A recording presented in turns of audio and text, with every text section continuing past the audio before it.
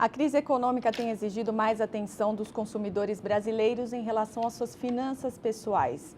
Em julho deste ano, segundo a Boa Vista SCPC, a inadimplência subiu 4,9% no país em relação ao mês anterior.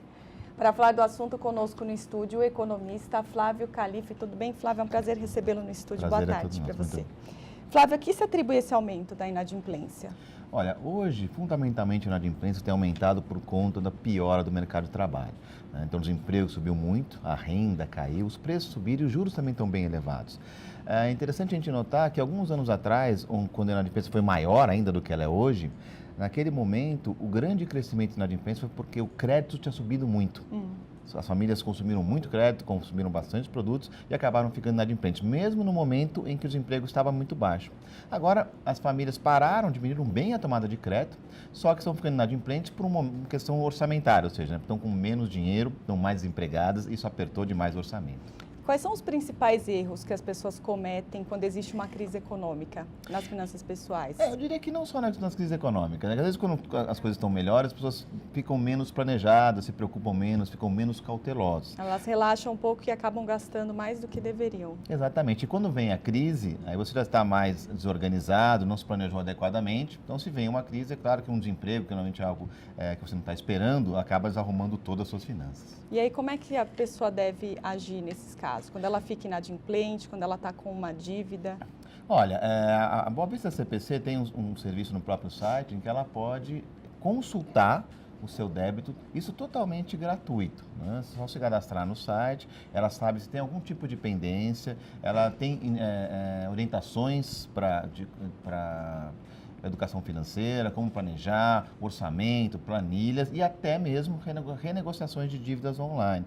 Então, ali, diretamente, o consumidor consegue saber exatamente qual a sua dívida, qual o seu credor e entrar em contato direto com o credor. Não há necessidade nenhuma de intermediação financeira, isso tudo gratuitamente. Então, é bom o consumidor evitar aqueles serviços que dizem que vão limpar o nome, sem o pagamento da dívida. Isso é uma coisa que normalmente deve ser uma fraude, alguma coisa, algum tipo de golpe. Evitar isso, e tem custo também.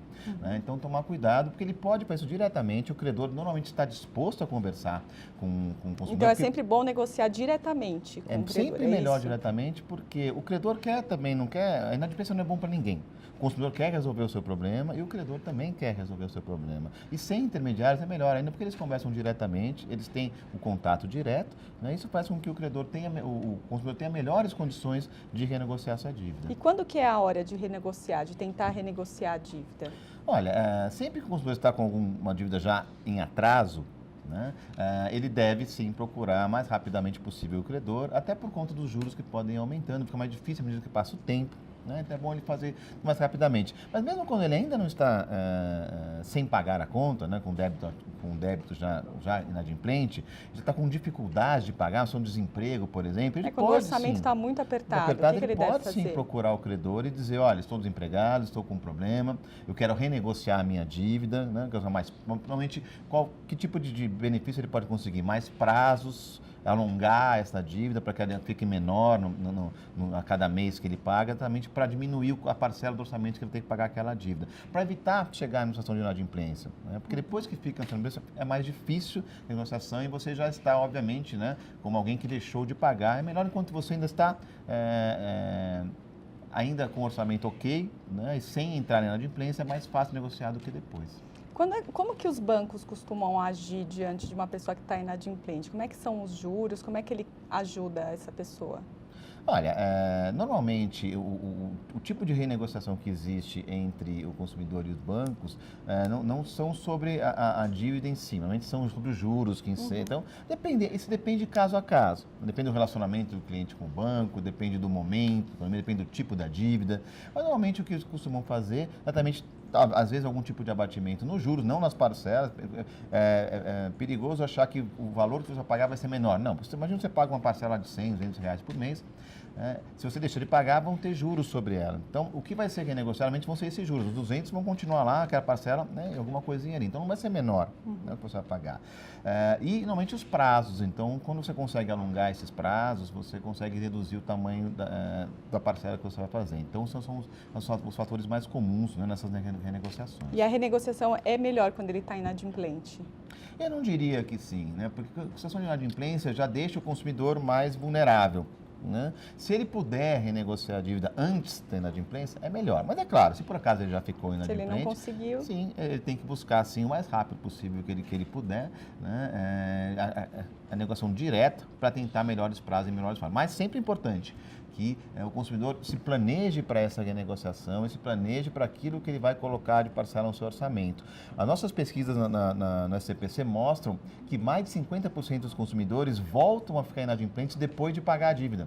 Porque não se planejou adequadamente, quer se livrar rapidamente do nome ali no cadastro, acaba não se planejando e acaba voltando para o cadastro. Isso não é bom para ele, não é bom também para o sistema, não é bom para o credor, então, para o sistema financeiro. Né? Quais são as dicas, então, para que isso não aconteça? A dica é que realmente planeje bem, assim como qualquer outra forma, uma renegociação tem que ser bem planejada. Mas significa o seguinte, qual é a minha proposta? O quanto eu posso pagar? Não, quando eu posso pagar, é claro que não é uma proposta indecorosa, devo 500, quero pagar 5. Não é isso que eu estou dizendo, mas veja, como é que eu posso renegociar, quanto que cabe no meu orçamento, para que eu possa propor isso ao meu credor, para ele alongar a minha dívida, fazer algum tipo de situação em que eu consiga pagar dentro daquilo que eu planejei. Mas tem que estar planejado antes para saber o quanto eu posso pagar, né? E saber que essa dívida vai se alongar por um prazo provavelmente mais longo. Então, estar preparado para isso antes de chegar na negociação. Flávio, obrigada pela entrevista. Boa tarde. Eu que agradeço, muito obrigado.